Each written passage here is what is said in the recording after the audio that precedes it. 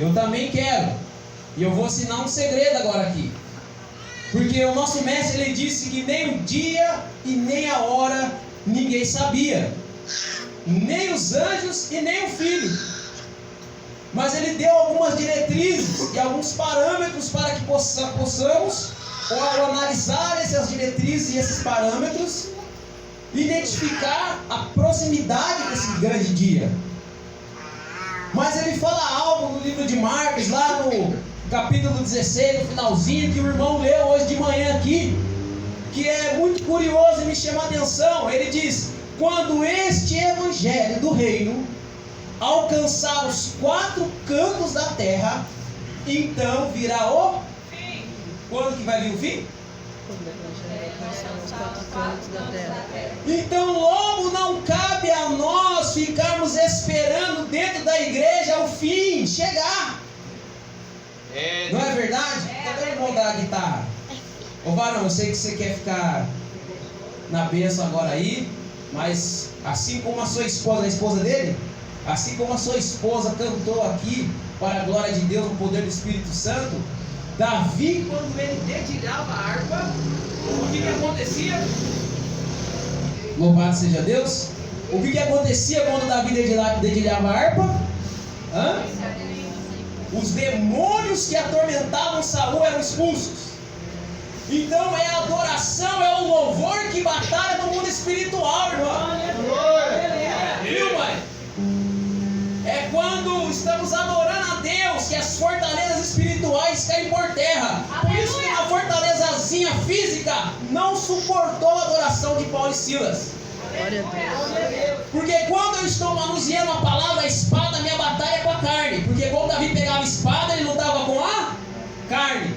Então o meu trabalho aqui é travar uma luta com você, com as suas convicções, com os seus ideais, com os seus pensamentos, com os seus sentimentos, com a sua alma. Mas o trabalho do meu irmão aqui, com os seus dedos no acorde, é expulsar os demônios da confusão, da distração, que tentam impedir que esta palavra chegue até o teu coração nessa noite. Louvado seja Deus. Então não é capricho do pregador não, viu, irmãos? Eu nem me sinto um pregador. Eu me sinto um cooperador no reino de Deus.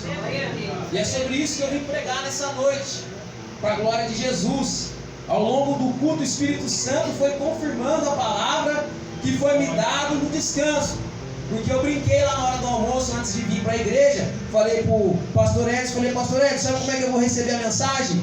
Em cima daquele texto que diz assim, que se o Senhor não edificar a casa, em vão os que a edificam. Se o Senhor não vigiar a cidade, em vão vigia o sentinela. Inútil vos será levantar cedo, madrugar para trabalhar e comer pão de dores. Sabe por quê? Porque o Senhor dá aos seus amados enquanto dorme. Em outras palavras, numa versão, Rodolfo querido, seria assim: olha, você não sabe fazer, e se ficar aí ansioso, afoito, aflito, tentando meter a mão do seu jeito, você vai me atrapalhar, então vai dormir. Descansa no Senhor, porque Ele tudo fará. Amém? Louvado seja Deus. Irmãos, o pastor Edson falou outra coisa aqui tremenda, que é a questão da atenção. Eu entendo a importância, o valor da liturgia, de você, em reverência à palavra, se colocar de pé. Só que eu peço que nessa noite, toda a tua reverência litúrgica se converta em atenção. Amém? Porque a palavra de Deus diz assim, eu até guardei aqui alguns textos, que nos deixam bem claro, a começar desde o Antigo Testamento. Isaías 43:10 diz: vós sois as minhas testemunhas, para que saibais, entendais e compreendais que eu sou Deus, e fora de mim nenhum outro Deus há e se formou. A Bíblia diz também que, olha que coisa linda, ouvindo alguém o evangelho do reino e não entendendo, vem-lhe o maligno e lhe rouba a semente da palavra. Num texto que está lá em Efésios 4:18, vai dizer assim, entenebrecidos no entendimento, entendimento e separados da vida de Deus pela ignorância que há neles e pela dureza do seu coração. Essa palavra entenebrecido é obscurecido, é ter um entendimento mergulhado em trevas. Então olha para você ver como é importante entender a palavra. Olha o que vai falar em Coríntios, 2 Coríntios 4:4. Vai dizer assim, ó: o Deus dessa presente era perversa cegou o entendimento dos crentes, a fim de que não vejam a luz do evangelho da glória de Cristo, que é a imagem de Deus. Então aonde o diabo quer atrapalhar você de receber sua bênção e sua vitória? No seu entendimento. Porque quando eu entendo o que o Senhor quer de mim, o que o Senhor quer com a sua igreja, quando eu entendo a mensagem do Senhor através da vida do ministro, do pastor, do adorador, daquele que louva na casa de Deus, eu consigo dar uma resposta para ela.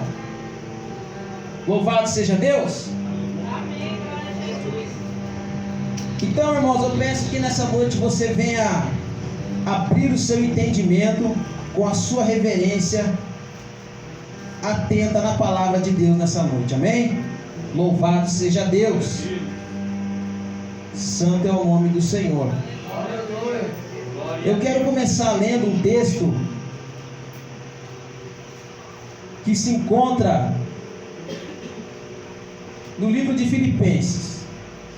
Louvado seja Deus.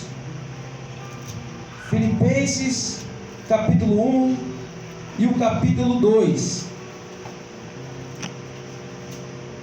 Nós vamos entender aonde está a missão aqui. Vai dizer assim, eu vou estar lendo para adiantar, meus irmãos.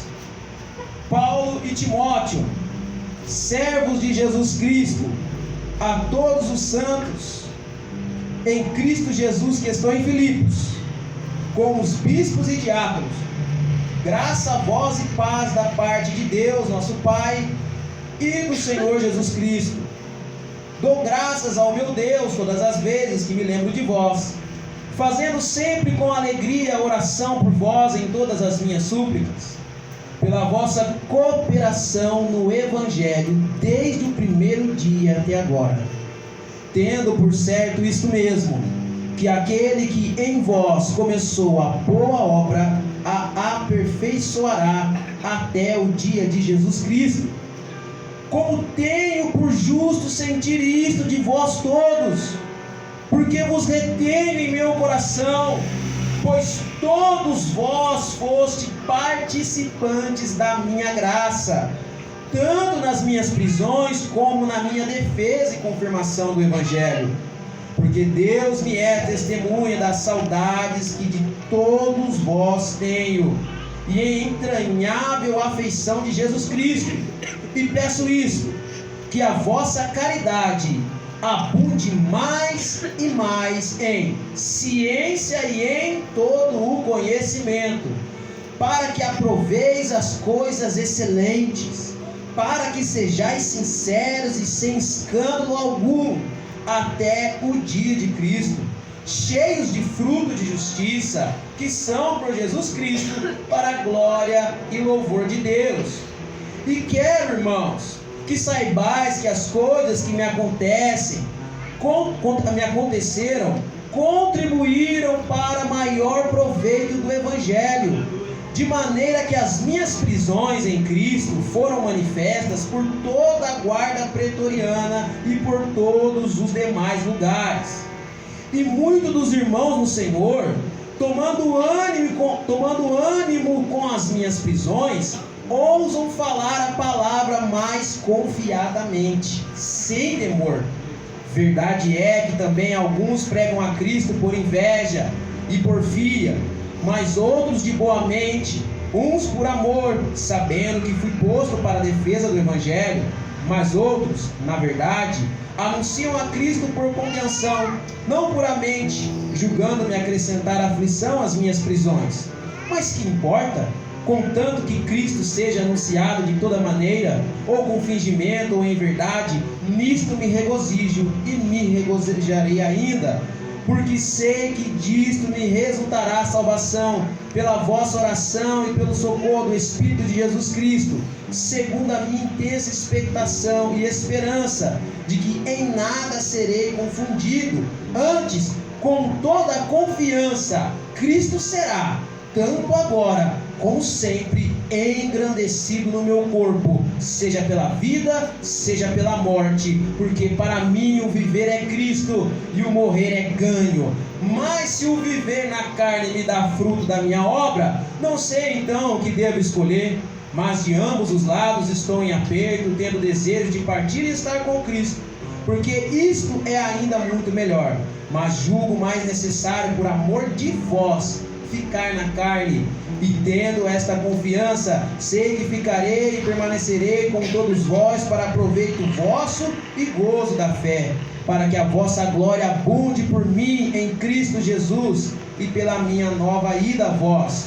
Somente deveis portar-vos dignamente conforme o Evangelho de Cristo, para que vá e vos veja, quer esteja ausente, ouça acerca de vós, que estáis no mesmo espírito, combatendo juntamente com o mesmo ânimo pela fé do Evangelho, e em nada vos espantei dos que resistem, o que para eles na verdade é indício de perdição, mas para vós de salvação, e isto de Deus, porque a vós foi concedido em relação a Cristo, não somente crer, olha agora isso, como também padecer por Ele, tendo o mesmo combate que já em mim tendes visto e agora ouvis estar em mim.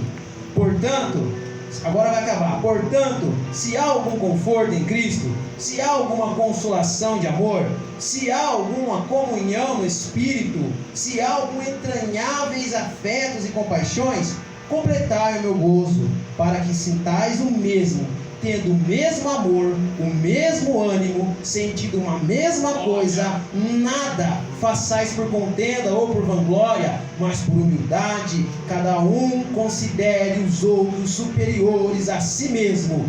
Não atente cada um para o que é propriamente seu, mas cada qual também para o que é dos outros, de sorte que haja em vós o mesmo sentimento que houve também em Cristo Jesus, que sendo em forma de Deus, não teve por usurpação ser igual a Deus, mas aniquilou-se a si mesmo, tomando a forma de servo, fazendo-se semelhante aos homens, e achado na forma de homem, humilhou-se a si mesmo, sendo obediente até a morte, e morte de cruz.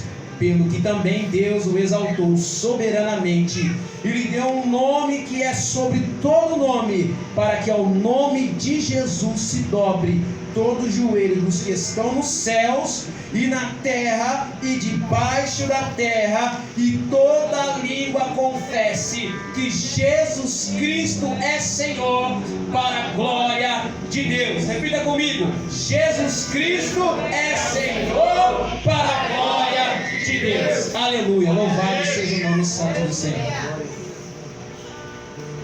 Irmãos, é lindo esse texto. Nós temos que entender o Evangelho e entender o Evangelho como um processo. Porque se você analisar as Escrituras, você vai ver que o próprio Cristo é um processo. Primeiro Ele é o caminho, depois Ele é a verdade e por fim Ele é a vida. Nós entendemos que a vontade de Deus é um processo. Primeiro Ele é boa, depois Ele é agradável e por fim perfeita. Nós entendemos que a nossa vocação em Cristo é um processo. Primeiro Ele diz: vinde a mim, depois Ele diz: siga-me, e por fim Ele fala: ide. E nós temos que entender o processo do plano de Deus nas nossas vidas, para que nós possamos ser cooperadores do Evangelho de Cristo. E quando eu olho esse texto ao qual nós acabamos de ler, eu vejo uma igreja a qual estava focada no propósito de Deus e no processo que esse propósito de Deus tinha com ela em relação ao missionário, apóstolo, presbítero, diácono, cooperador, irmão, amigo, pai chamado Paulo. Paulo era um homem que entendeu qual era a sua vocação, qual era o seu chamado, e não se embaraçou com os negócios dessa vida. Deixou as coisas que para trás ficam e focou no alvo, no prêmio da soberana vocação, como está escrito. Só que, irmãos, se você for ver a vida de Paulo, você vai ver que Paulo tem o seu ministério destacado pelas suas epístolas pastorais e universais. Ele tem a sua vida biografada por Lucas em Atos dos Apóstolos. Porém, você não vê Paulo seguindo sozinho, caminhando numa chamada individual. Você vai ver Paulo cercado de pessoas que constantemente o auxiliavam e o ajudavam. Sem falar das igrejas como Filipenses, que mesmo não estando no campo missionário, entendiam a importância da missão e do homem que ali estava, e assim como ele, eram coparticipantes das suas aflições, das suas prisões, das suas adversidades e das suas alegrias de ver o Evangelho florescer em terras estranhas. Aleluia. E nesta noite o Senhor vem nos chamar a entender isso, que missão é mais do que um departamento da igreja, que missão não é responsabilidade de uma meia dúzia de irmãos que tem o gozo de evangelizar. Missão é uma causa pela qual a igreja deve anelar, que o coração da igreja deve pulsar, que deve haver um fogo consumindo a igreja, porque a missão se faz com os joelhos dos que ficam, com as mãos de quem contribui e com os pés de quem vai. Missão é cavar poço em lugares longínquos, cavar poço em lugares assolados e desolados pelo diabo, aonde um vai descendo e o outro vai segurando a corda, e ambos ferem as mãos por uma mesma causa. Aleluia. A igreja de Filipos era uma igreja que entendeu a importância de Paulo no campo missionário e nunca desamparou o apóstolo.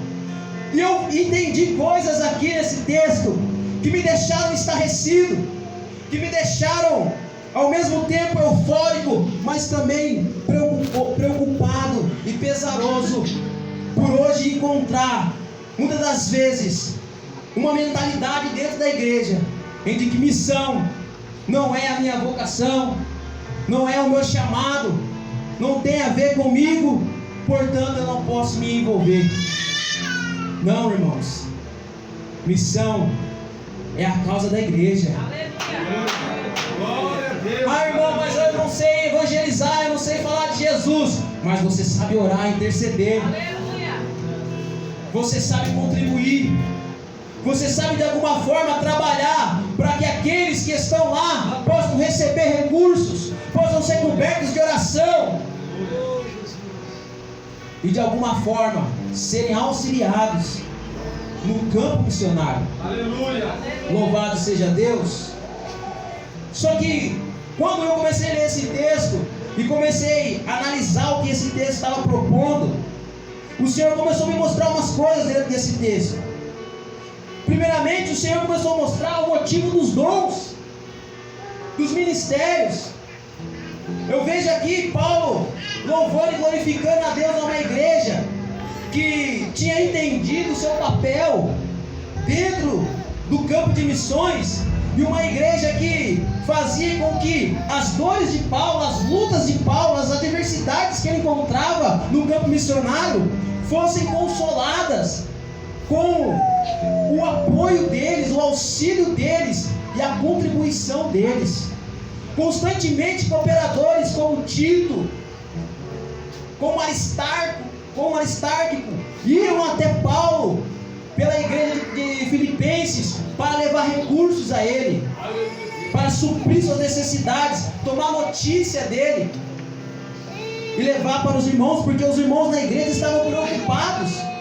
Os irmãos da igreja tinham interesse em saber se a missão estava avançando, se as comunidades novas que estavam sendo formadas através da pregação de Paulo estavam passando dificuldades, necessidades, se o próprio Paulo precisava Eles entendiam que Paulo estava ali, naquele campo, mas eles também, pelo mesmo querer, pelo mesmo propósito, pelo mesmo sentimento de amor por aqueles que ainda não tinham conhecido e nem desfrutado desta boa nova de salvação, eles sabiam que Paulo precisava deles e eles não o desamparavam.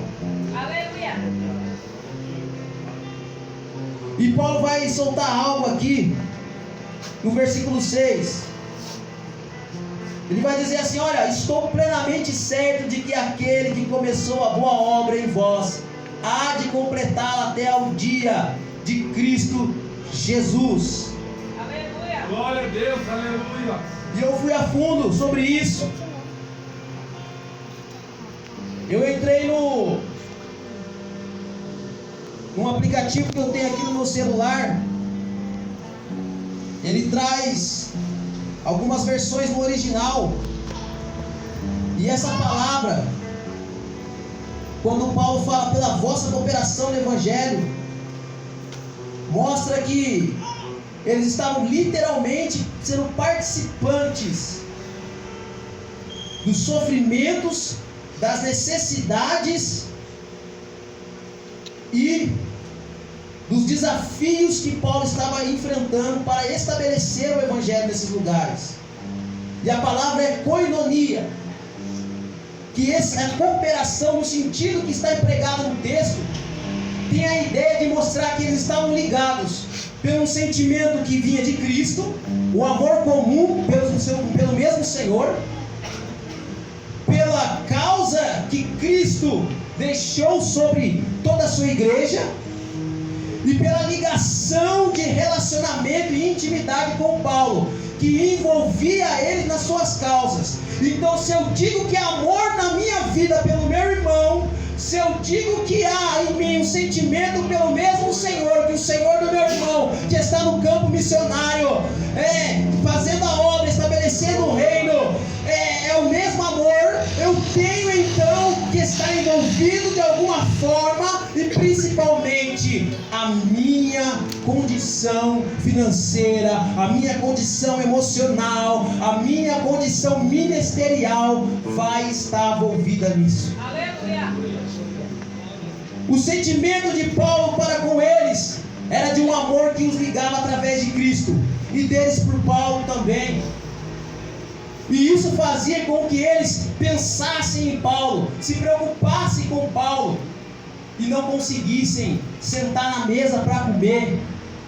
Eles não conseguiam se reunir em comunhão e partir o pão sem lembrar que havia um homem que estava em lugares estranhos, passando dificuldades e necessidades por uma causa a qual eles estavam celebrando num culto de domingo.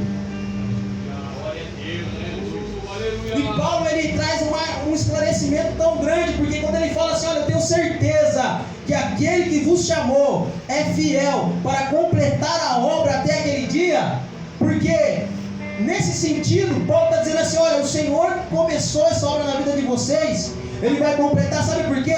Porque vocês entenderam qual é o combustível, qual é o alimento que dá para vocês ânimo, vontade, coragem, e abre para o Senhor a autonomia de agir nas suas vidas, para que essa obra se complete. É o amor que vocês desenvolveram pelos que não conhecem ainda a palavra. É o amor que vocês desenvolveram por aqueles que estão se colocando na brecha para ir até territórios estranhos, para ir até as pessoas que ainda não conhecem o Evangelho. É a preocupação que vocês desenvolveram. É o sentimento de responsabilidade, de comprometimento que vocês desenvolveram. Isso alimenta vocês a cada dia a orar, a jejuar e a contribuir. E permite que Deus continue levando vocês a um processo de aperfeiçoamento, porque o aperfeiçoamento deles estava sendo feito no amor pelo qual eles expressavam pela causa de missões a qual Paulo carregava. Louvado seja Deus.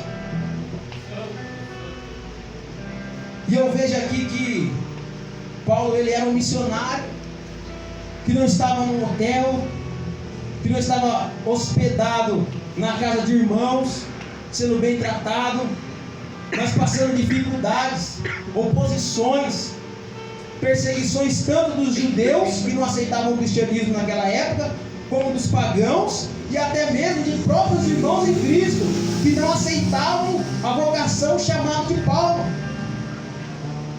E sabe o que eu começo a ver aqui? Que nas nossas adversidades e dificuldades está o processo do plano de Deus nas nossas vidas. Por isso que eu começo a entender que as prisões e as cadeias de Paulo querem comunicar algo para mim e para você.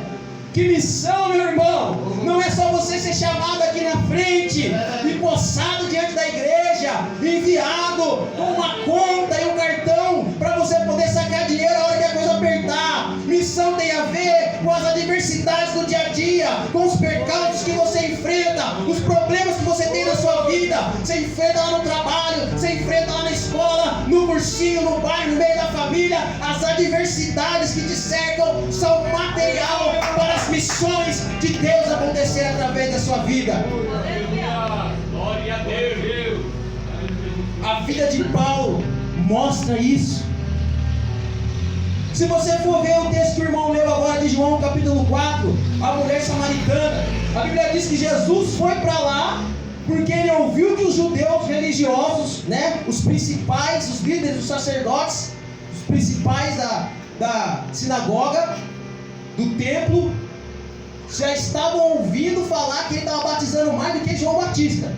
Então o que isso é resultado? Numa perseguição, numa represália, numa hostilidade.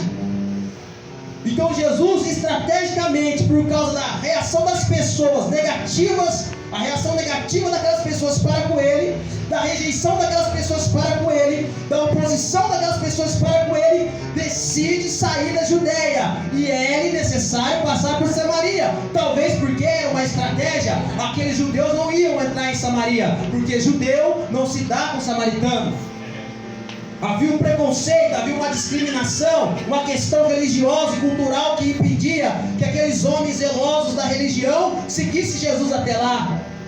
Talvez você está vivendo como Jesus, por causa da opinião das pessoas com relação à sua vida, por causa das atitudes hostis das pessoas com relação à sua vida. Você tem que tomar atitudes, você tem que tomar posicionamentos que façam com que você vá para lugares que aos olhos de muitos é indesejável.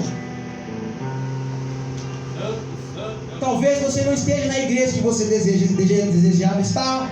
Talvez você não esteja no trabalho que você desejava estar, na profissão, na família, no casamento, no meio dos irmãos, enfim. Mas é nessas situações de uma oposição, de uma perseguição, que Deus vai abrindo o plano dele para você fazer missão. A Bíblia diz que Jesus estava cansado da caminhada, com fome. Então foi questões naturais, humanas, que eu e você também tem, querido.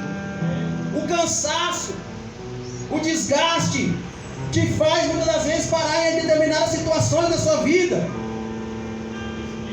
E ali está a matéria para a missão, a oportunidade de estabelecer uma missão.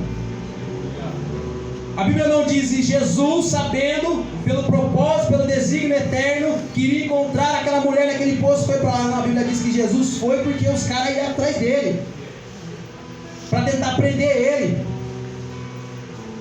para tentar impedir ele de continuar evangelizando. A Bíblia não diz que Jesus parou naquele poço porque ele sabia que ia encontrar com a mulher que precisava de libertação e de salvação. Não, a Bíblia diz que foi a fome, foi o cansaço, foi a sede que fez ele parar ali. E muitas das vezes nós ficamos esperando situações favoráveis, cômodas, confortáveis para fazermos missão, sendo que são as adversidades, as prisões, as cadeias, as dificuldades que te faz manifestar o poder de Deus. Louvado seja Deus. Aleluia. Aleluia, Jesus. Oh, papai querido. Lembra de José? Lembra de José? Missionário. Como é que ele foi? O pai chamou ele, diante da congregação lá. Ó, isso aqui é o missionário José, estamos mandando ele para o Egito. A missão dele é se tornar mais poderoso que o próprio faraó de lá. né? E vocês vão contribuir mensalmente para manter José lá. Não, ele foi perseguido pelos próprios irmãos, dentro de casa. E aí o crente fica: os irmãos da igreja me perseguem, os irmãos da igreja pegam no meu pé, os irmãos da igreja não me amam, não me querem, não gostam de mim. Sabe por quê, irmão? Para você começar a ser preparado, você está sendo trabalhado por Deus. Por isso que o pastor falou hoje de manhã aqui, né, que Jesus chamou Judas de amigo e Pedro de diabo. Porque Judas estava contribuindo para Jesus completar a missão dele na cruz. E Pedro estava pulando na frente, falando: não vou deixar. Irmão, nem todo mundo que dá tapinha nas tuas costas e passa a mão na tua cabeça está te ajudando a cumprir a sua missão no reino de Deus. Por isso, quando a cobrança vir, quando não vir, quando a decepção vir, a frustração vir, saiba que tudo isso está cooperando para que você chegue ao propósito de Deus na sua vida. Por isso que aquela serva de Naamã, que foi levada cativa, ela era escrava. Ela foi uma missionária, ela viu a oportunidade ali de fazer missão. Quando ela viu o seu senhor leproso, ela não pensou assim: desgraçado, morra leproso. Você foi um instrumento para destruir o meu povo, pisotear o orgulho do meu povo, o orgulho do meu povo. Não, ela chegou nele e falou: não, eu conheço um homem de Deus.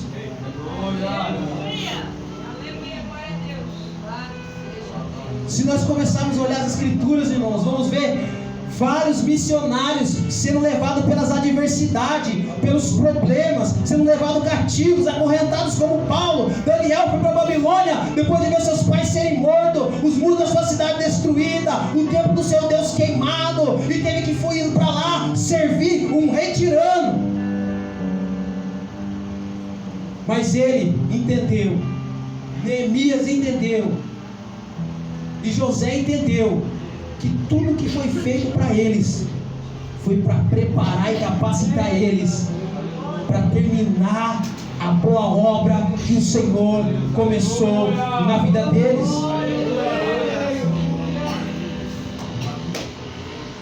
Então não se importa com a oposição não, querido. Seja onde for, com a perseguição, com a rejeição, tudo isso é matéria-prima para você manifestar o poder de Deus. Paulo, ele começa a falar com os filipenses aqui.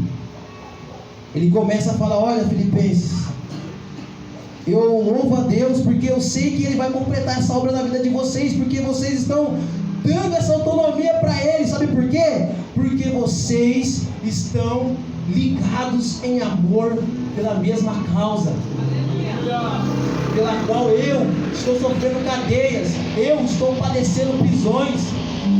Vocês não estão se envergonhando disso. E eu vejo aqui que aquela igreja era uma igreja missionária, uma igreja que estava impulsionando o ministério de Paulo para frente e levando consequentemente o reino de Deus adiante, porque eles tinham o mesmo espírito, eles queriam uma mesma coisa, eles tinham o mesmo ânimo, não havia divisão entre eles. Glória a Deus. Porque quando você olha para uma igreja como a igreja de Corinto, repleta de dons, farta de ministérios, de pessoas capazes, e vê dissensões, vê contendas, vê brigas e disputas, você vê uma igreja estéril, que não avança, que não consegue romper e estabelecer o governo de Cristo nas suas terras. Mas você vê o juízo dos ímpios entrando dentro da igreja. Você vê a iniquidade e a impiedade do mundo se alastrando dentro da igreja. Porque eles não entenderam que os dons, que os ministérios foram dados para a igreja, não para o indivíduo seguir uma carreira gospel. Aleluia, Jesus. Glória a Deus. Se você canta, é para a igreja para edificação e consolação dos irmãos. Se você prega, é para a igreja, é para edificação e consolação dos irmãos. Se você tem qualquer dom que seja de cura, de profetizar, de revelação, de maravilhas, é para edificação e crescimento da igreja, é para o fortalecimento dos teus irmãos, para que todos crescemos em unidade, em estatura e altura, para que todos lá de fora possam ver, como Paulo disse, porque a simples unidade, a simples fraternidade, a simples comunhão que vocês têm em querer a mesma coisa, em buscar a mesma coisa, faz com que o testemunho de vocês chegue até mim. E se está chegando até mim aqui na prisão, que dirá os que estão soltos por aí? A igreja só consegue completar a sua missão quando ela consegue falar uma mesma língua. A igreja só consegue levar o evangelho até os lares destruídos, até as vidas que estão sendo oprimidas pelo diabo, quando ela está no mesmo espírito.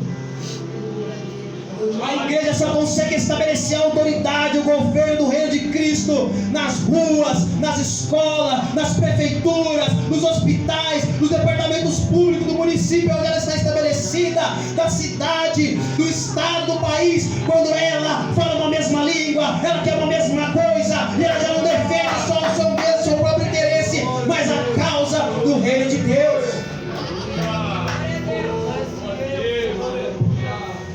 Deve ser por isso que nós estamos agora, na maioria, no nosso país, e ainda temos um país corrupto.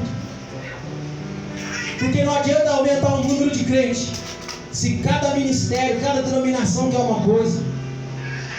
Não adianta crescer a igreja em número, se cada departamento cuida do seu próprio interesse. Aleluia, Jesus. O que nós precisamos entender, irmão, é que nós lutamos por uma só causa, em nome de um só Senhor. Por isso que, mesmo sem saber evangelizar, venha. Só de você estar aqui, querido, o irmão que tem o dom, tem a chamada para evangelizar, já se sente apoiado e encorajado de vir. Só de você estar aqui orando, só de você estar aqui fazendo volume, o irmão fala: não está sozinho, eu não estou desamparado. As pessoas da igreja estão se importando com a causa que eu recebi do Senhor, em nome de Jesus Cristo. É isso que nós temos que começar a entender.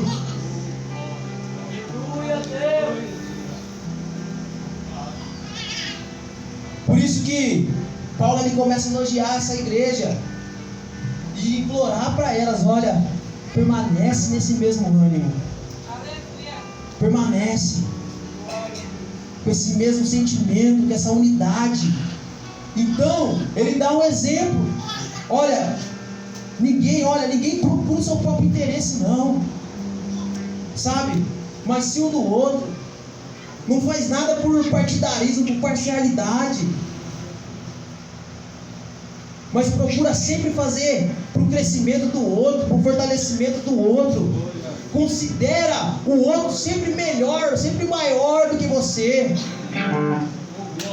Sabe por quê? Porque você fazendo isso, você vai ter uma igreja forte, uma igreja que vai enfrentar as adversidades, as dificuldades que se levantar contra ela. A igreja pode não ter dinheiro, a igreja não pode ter uma estrutura boa, pode faltar tudo na igreja, mas quando a igreja é unida, ela consegue vencer todas as adversidades. Sabe por quê? Porque na hora que precisar ajudar o círculo de oração, toda a igreja vai se mover. A hora que precisar ajudar o grupo dos jovens, toda a igreja vai se mover. A hora que precisar fazer algo em prol das crianças, toda a igreja vai se mover. A hora que precisar evangelizar o bairro, toda a igreja vai se mover. Louvado seja Deus. Porque ninguém vai pensar assim: não é problema meu, não é departamento meu, não é chamado meu, não é ministério meu, não. É tudo nosso, irmão. É nós na fita.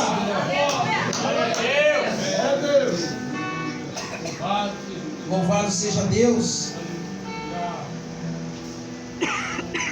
Jesus, ele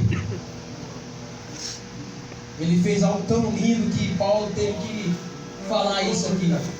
Olha, irmãos, para poder selar isso no coração de vocês, lembra de Jesus Cristo, que sendo em forma de Deus, ou seja, ele é igual a Deus, Deus de Deus, eterno, todo-poderoso, onisciente, onipresente, onipotente. Ele não se apegou a isso, ele não se prendeu a isso. E tem gente que se prende a uma cadeira de tribuna, tem gente que se prende a um microfone, tem gente que se prende a um instrumento. Ah, se eu deixar o instrumento para lavar o banheiro, eu já me ofendo. Se eu deixar minha posição no grupo para poder ficar na porta, para poder trocar um copinho, eu saio da igreja. E Jesus era Deus sentado num trono, glorificado, exaltado por criaturas 1000 vezes mais superiores do que nós. E sabe o que ele faz? Ele deixa tudo aquilo, a exclusividade de ser único, para virar primogênito, para que eu e você, depois da humilhação, do sofrimento e do martírio, pudéssemos também gozar da maravilhosa oportunidade de sermos feitos filhos de Deus. E Jesus, irmãos, deixou seu estado de glória, deixou sua condição divina, para vir sofrer, para vir padecer, para vir ser humilhado, pisoteado, suportar os maus, sofrer o agravo da injustiça, e ainda assim permanecer com aquele que negou, chamar de amigo aquele que traiu, levar para a mesa da comunhão pessoas que iam abandonar ele quando ele fosse preso, porque eu e você, quando nos ofendemos por qualquer coisinha que acontece na igreja, queremos largar a mão, queremos parar. Como que nós vamos fazer missão? Como que nós vamos tocar esse bairro? Como que nós vamos tocar essa cidade, essa nação, se não estamos pensando e desejando a mesma coisa? Glória a Deus! Aleluia! Por isso, irmão, antes de tudo, de enviar pessoas para fora, de sairmos lá para falar de amor, nós temos que viver isso aqui dentro. Glória a Deus! Por isso que o Senhor me disse: filho, você vai falar de missão, mas diferente hoje. Você vai pregar sobre missão, mas você vai falar o que é preciso para uma igreja conseguir fazer missão. E é isso, irmãos. Louvado seja Deus! Ter o mesmo coração, na mesma causa. Se comprometer e entender que você não está mais aqui por causa de você. Paulo fala aqui, ele fala: olha, meu negócio é vocês. Eu não ligo se eu estou preso, eu não ligo se eu estou passando fome, eu não ligo se eu estou aqui dentro de um calabouço fétido, onde passa esgoto, amarrado, pé e mão e rabo passando aqui o tempo todo. Eu não ligo por nada disso, desde que as minhas prisões têm feito com que os irmãos criam coragem, ousadia para anunciar a palavra. Aleluia! Desde que as minhas cadeias, os meus sofrimentos têm gerado na igreja unidade, fraternidade, têm gerado na igreja um espírito intercessório e misericordioso. Eu estou aqui para cumprir a vontade de Deus na minha vida. Glória a Deus! E se morrer é lucro, e se viver é ganho. Por isso que Paulo chegou longe. E Paulo fala assim: olha, vocês vão ser comparticipantes dessa minha graça. Sabe o que Paulo está falando? Vamos falar do meu nome. Vai estar lá registrado lá no livro sagrado as minhas cartas. Eu vou ser lembrado, honrado até a consumação do século. Mas naquele dia, quando eu receber galardão, eu não vou receber sozinho. Aleluia! Glória a Deus! Irmão, talvez você não saia do bairro, não saia de dentro da igreja, mas se você ora, se você jejua, se você contribui, se você coopera pela causa, naquele dia, quando o irmão que estava lá não sei na onde chegar para receber o galardão, Deus vai falar assim: opa, pera aí que tem mais gente com você. Você estava lá, mas tinha uma igreja de joelho. Você estava lá, mas tinha uma igreja que estava tirando onde não tinha para te manter lá. Eles também vão receber a mesma coisa que você, porque em espírito e em unidade eles estavam lá com você. Aleluia! Quantos creem nessa palavra? Quantos vão buscar por isso? Então levanta que nós vamos orar por essa graça em nome de Jesus.